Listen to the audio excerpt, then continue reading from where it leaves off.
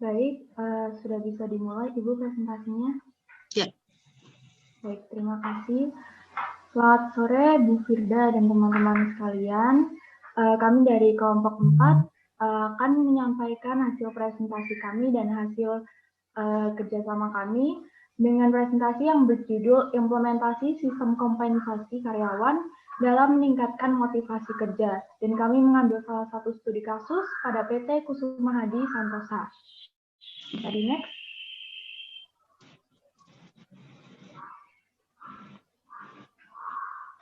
Baik, ini adalah anggota kami, yaitu Agatha Lovelin, Anastasia Ayuningsih, Rinda Putri Ramayanti, Aurelia Maria Fernanda, dan saya sendiri, Fionita Widianingrum.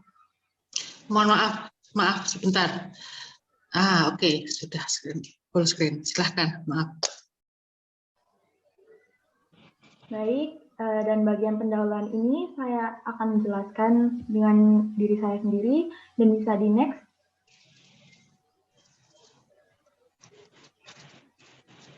Nah, ini adalah bagian latar belakang. Jadi latar belakang kami mengambil tema ini adalah dikarenakan perusahaan saat ini itu dituntut untuk menciptakan kinerja karyawan yang tinggi untuk pengembangan perusahaan itu sendiri. Dan keberhasilan perusahaan itu juga dipengaruhi oleh beberapa faktor yang salah satunya adalah sumber daya manusia. Sehingga sudah menjadi suatu kewajiban bagi setiap perusahaan untuk memperlakukan karyawannya dengan baik sesuai apa yang telah mereka berikan kepada perusahaan. Karyawan itu sendiri juga mengharapkan kompensasi yang adil. Dan yang dimaksud adil di sini yaitu berdasarkan persepsi kesetaraan. Contohnya itu seperti karyawan yang membandingkan input dan hasil pekerjaan mereka dengan input dan output dari karyawan lain dengan pekerjaan atau tugas yang serupa. Hal ini disebut dengan teori ekuitas, artinya jika mereka menganggap rasio input terhadap output mereka sama, maka bisa disebut bahwa keadaan ekuitas ada. Nah, namun apabila rasionya tidak sama, maka ada ketidakadilan dan karyawan akan merasa bahwa mereka kurang dihargai. Kemudian masalah kompensasi ini merupakan sesuatu yang sangat kompleks, namun paling penting bagi karyawan maupun organisasi itu sendiri. Pentingnya kompensasi sebagai salah satu indikator kepuasan dalam bekerja cukup sulit untuk ditafsirkan. Hal ini disebut dikarenakan perbedaan pandangan karyawan mengenai uang atau imbalan yang sangat subjektif. Nah, keputusan terkait dengan gaji, insentif, tunjangan, dan masalah kualitas hidup itu sangat penting dalam menarik, mempertahankan, dan memotivasi karyawan. Apabila dilihat dari sisi manajemen sumber daya manusia strategis, perusahaan menggunakan kompensasi sebagai salah satu cara atau usaha untuk menarik, mempertahankan, dan memotivasi karyawannya untuk mencapai tujuan organisasi. Dengan memberikan kompensasi, perusahaan dapat meningkatkan prestasi kerja, motivasi, dan kepuasan kerja karyawannya. Dan pastinya setiap karyawan selalu mengharapkan sesuatu atas apa yang telah mereka kerjakan. Bisa di next ke slide selanjutnya. Nah, pada presentasi kali ini, kami mengambil dua rumusan masalah berdasarkan latar belakang yang telah kami tuliskan, yaitu yang pertama, bagaimana implementasi kompensasi karyawan pada PT Kusuma Hadi Santosa, dan yang kedua, bagaimana pengaruh kompensasi karyawan pada PT Kusuma Hadi Santosa dalam rangka untuk meningkatkan motivasi kerja karyawannya. Slide selanjutnya akan dilanjutkan oleh teman saya, yaitu Agatha.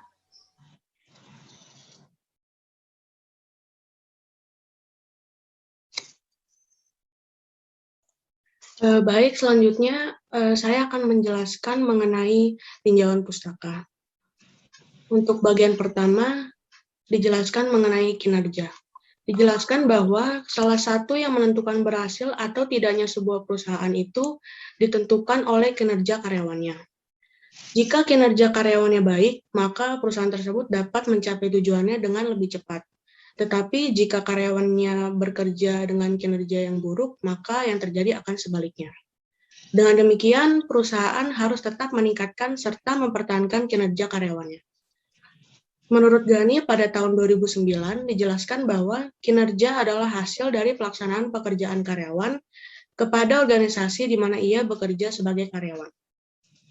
Lalu menurut Mangkunegara, pada tahun 2009 dijelaskan bahwa terdapat 5 indikator kinerja yang meliputi kualitas kerja, kuantitas kerja, tanggung jawab, kerjasama, dan inisiatif.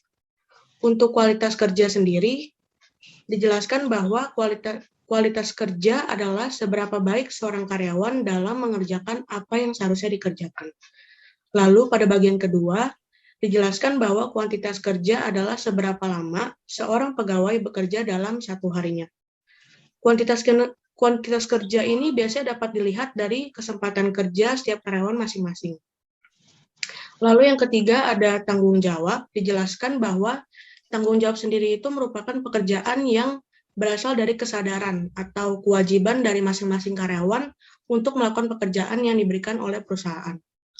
Yang keempat yaitu kerjasama, mencakupi sebuah rasa hormat secara internal seperti harga diri, otonomi, prestasi, serta faktor hormat eksternal lainnya seperti status, pengakuan, serta perhatian.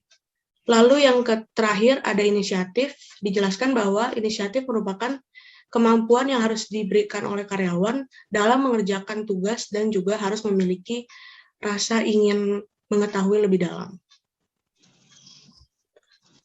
Poin yang kedua yang akan saya jelaskan yaitu mengenai kompensasi. Dijelaskan bahwa menurut Hasibuan pada tahun 2009, kompensasi merupakan pendapatan yang berbentuk uang atau barang yang diberikan oleh sebuah perusahaan kepada karyawannya atas jasa yang diberikan. Tanpa adanya kompensasi yang memadai, pegawai yang ada sekarang cenderung keluar dari organisasi yang juga berakibat organisasi tersebut mengalami kesulitan, terlebih dalam recruiting. Menurut Rifai pada tahun 2005 dijelaskan bahwa kompensasi itu terdiri dari kompensasi finansial dan juga kompensasi non-finansial. Kompensasi finansial ada dua, yaitu kompensasi langsung dan tidak langsung. Kompensasi langsung ada pembayaran karyawan dalam bentuk upah, gaji, bonus, dan juga komisi. Lalu untuk kompensasi tidak langsung atau disebut juga benefit, berupa liburan, berbagai macam asuransi, jasa seperti perawatan anak, dan juga kepedulian keagamaan. Lalu untuk kompensasi non-finansial, terdapat pujian, menghargai diri sendiri, pengakuan yang dapat mempengaruhi motivasi masing-masing kerja karyawan, produktivitas, serta kepuasan. Baik, selanjutnya akan dilanjutkan oleh teman saya, Indah.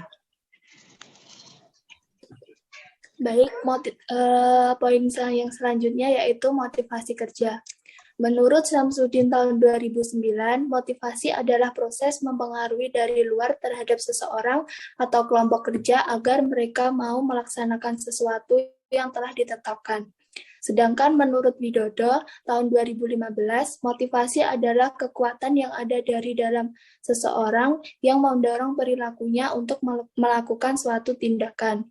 Dari beberapa pendapat para ahli tersebut, dapat disimpulkan bahwa motivasi adalah sebuah dorongan, keinginan, atau desakan yang timbul dari dalam diri seseorang dalam melakukan aktivitas kerja untuk mencapai tujuan yang kita inginkan, di mana dengan adanya motivasi akan sangat mempengaruhi kinerja seseorang.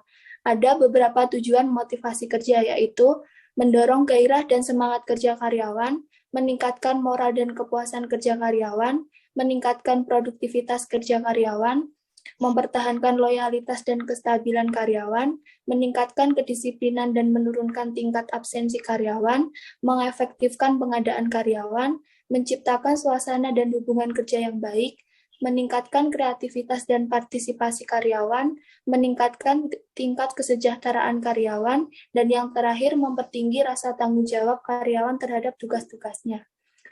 Next. Dan poin yang selanjutnya yaitu upah. Dalam pasal 1 angka 30 Undang-Undang Nomor 13 Tahun 2003 tentang Ketenagakerjaan memberikan pengertian tentang upah, yaitu hak pekerja atau buruh yang diterima dan dinyatakan dalam bentuk uang sebagai imbalan dari pengusaha atau pemberi kerja kepada pekerja atau buruh yang ditetapkan dan dibayarkan sesuai perjanjian kerja, kesepakatan, atau peraturan perundang-undangan, termasuk tunjangan bagi pekerja atau buruh dan keluarga atas pekerja dan atau jasa yang telah atau akan dilakukan. Tujuan pemberian upah oleh perusahaan adalah untuk ikatan kerjasama, kepuasan kerja, motivasi kerja, dan disiplin. Salah satunya yaitu untuk memotivasi karyawan dalam bekerja, di mana pemberian upah yang adil dan benar akan meningkatkan motivasi kerja karyawan sehingga merangsang karyawan untuk bekerja dengan giat. Sebaliknya, jika pemberian upah tidak benar, maka dapat menurunkan motivasi kerja karyawan. Menurut Ismail Nawawi tahun 2014, upah tenaga kerja yang diberikan dipengaruhi oleh beberapa faktor. Yang pertama, biaya keperluan hidup pekerja dan keluarganya. Yang kedua, peraturan perundang-undangan yang mengikat tentang upah minimum pekerja. Yang ketiga, produktivitas marginal tenaga kerja. Yang keempat, tekanan yang dapat diberikan oleh serikat buruh dan serikat pengusaha. Dan yang terakhir, perbedaan jenis pekerjaan. Oke, selanjutnya akan dibacakan oleh teman saya yang bernama Anastasia. Baik, terima kasih. Selanjutnya saya akan menjelaskan mengenai pembahasan. Bisa di next. Nah, pembahasan kali ini yaitu mengenai sistem kompensasi PT Kusuma Hadi Santosa. Nah, sistem kompensasi yang dilakukan PT Kusuma Hadi Santosa sendiri meliputi beberapa elemen. Salah satunya yaitu tujuan kompensasi. Yang pertama yaitu ikatan kerjasama. PT Kusuma Hadi Santosa telah menjalin hubungan kerjasama antara perusahaan dengan karyawannya melalui perjanjian kerjasama yang telah disepakati oleh kedua belah pihak. Dalam kerjasama tersebut, kedua belah pihak saling diuntungkan. Yang kedua yaitu kepuasan kerja. PT Kusuma Hadi Santosa telah memberikan semua yang menjadi hak para karyawannya agar karyawannya merasa puas atas hasil dapatkannya. Selain itu, PT Kusuma Hadi termasuk unggul dalam pemberian kompensasi dibandingkan perusahaan lain. Yang ketiga yaitu pengadaan efektif. PT Kusuma Hadi telah memberikan kompensasi yang besar dan memadai dibanding perusahaan-perusahaan lain. Yang ketiga yaitu motivasi. Dengan adanya sistem kompensasi, karyawan akan lebih giat dan mampu menghasilkan produk yang baik.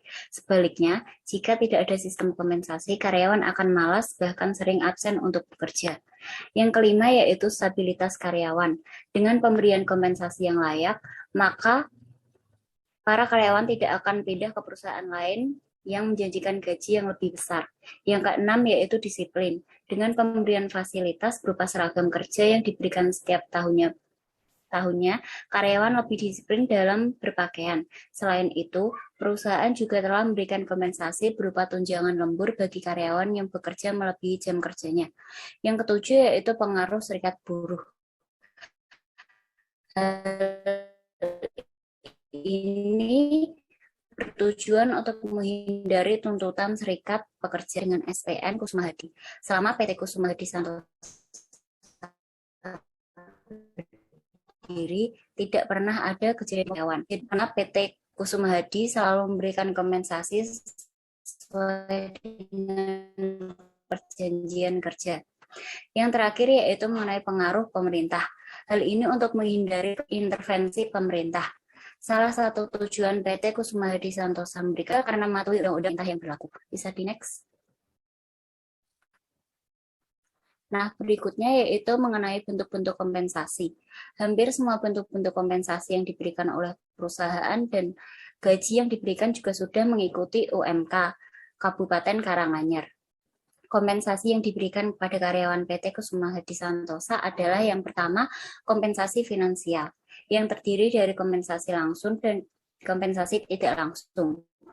Kompensasi tersebut berupa gaji, tunjangan masa kerja, tunjangan jabatan, dan upah lembur. Yang kedua yaitu kompensasi non-finansial, yang berupa pekerjaan dan lingkungan pekerjaan. Kompensasi tersebut berupa hari-hari libur atau cuti, tunjangan jaminan sosial, dan kesejahteraan. Bisa di next. Nah, yang berikutnya yaitu metode kompensasi. Metode yang digunakan PT Kusuma Hadi Santosa dalam menentukan pemberian kompensasi yaitu menggunakan metode jamak, di mana pemberian kompensasi tidak hanya dilihat berdasarkan jenjang pendidikan saja, tetapi juga memperhatikan faktor-faktor lain seperti jabatan dan masa kerja. Yang berikutnya yaitu asas pemberian kompensasi. Asas yang diberikan PT Kusuma Hadi Santosa dalam pemberian kompensasi yaitu berdasarkan pada asas adil dan wajar. Asas adil ditunjukkan dari pemberian kompensasi yang sesuai dengan prestasi yang dihasilkan, tidak hanya ditinjau dari aspek jenjang pendidikan saja. Sedangkan asas wajar ditunjukkan dari pemberian kompensasi yang telah sesuai dengan UMK yang berlaku. Selanjutnya akan dilanjutkan oleh teman saya Aurelia. Oke, baik. Selanjutnya yaitu faktor pemberian kompensasi. Di sini dibagi menjadi 6 faktor.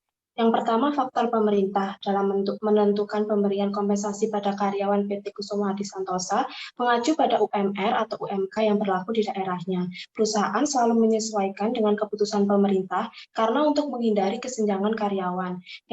Yang kedua, penawaran bersama antara perusahaan dan pegawai. Dengan adanya perjanjian kerjasama atau penawaran antara pihak perusahaan dengan karyawan, maka perusahaan tidak boleh sewenang-wenang dalam memperlakukan karyawannya, termasuk dalam hal pemberian kompensasi yang telah ditulis dalam dokumen perjanjian kerjasama. Yang ketiga, standar biaya hidup pegawai.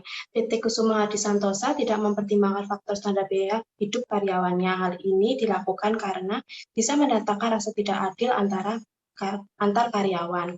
Selanjutnya yang keempat, yaitu ukuran perbandingan upah. PT Kusuma Hadi Santosa dalam memberikan kompensasi mempertimbangkan faktor ukuran perbandingan upah.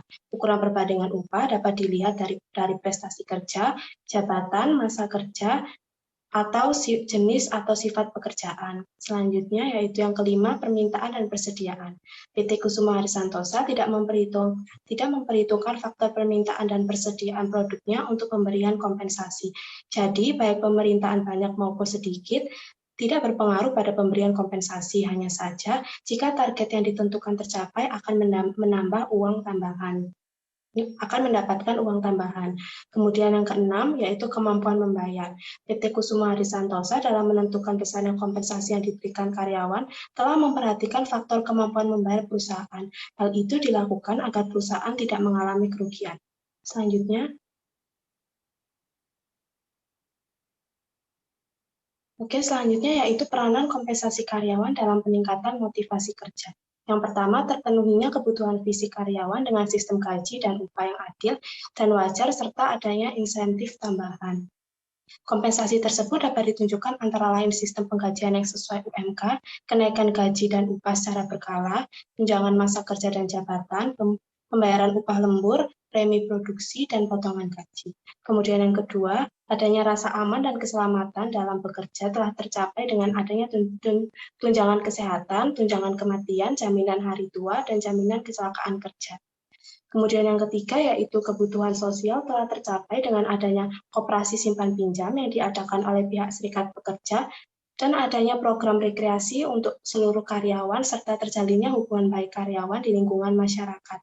Yang keempat, terpenuhinya kebutuhan akan penghargaan atau pengakuan dan kebutuhan akan perwujudan diri. Selanjutnya.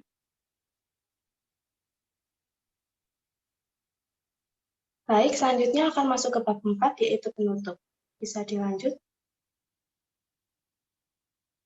Baik, untuk kesimpulan presentasi hari ini yaitu studi kasus dalam makalah ini membahas mengenai sistem kompensasi yang dilakukan oleh PT Kusuma Hadi Santosa. Kompensasi yang diberikan PT Kusuma Hadi Santosa mempunyai tujuan antara lain sebagai ikatan kerjasama, kepuasan kerja, motivasi kerja, untuk menghindari tuntutan serikat pekerja dan menghindari intervensi pemerintah. Peranan kompensasi karyawan dalam peningkatan motivasi kerja antara lain terpenuhinya kebutuhan fisik karyawan telah tercapai dengan sistem gaji dan upah yang adil dan wajar, serta adanya insentif tambahan. Adanya rasa aman dan keselamatan dalam bekerja telah tercapai dengan adanya tunjangan kesehatan, tunjangan kematian, jaminan hari tua, dan jaminan kecelakaan kerja. Selanjutnya. Baik, sekian presentasi dari kelompok kami. Selanjutnya akan dilanjut dengan sesi tanya-jawab.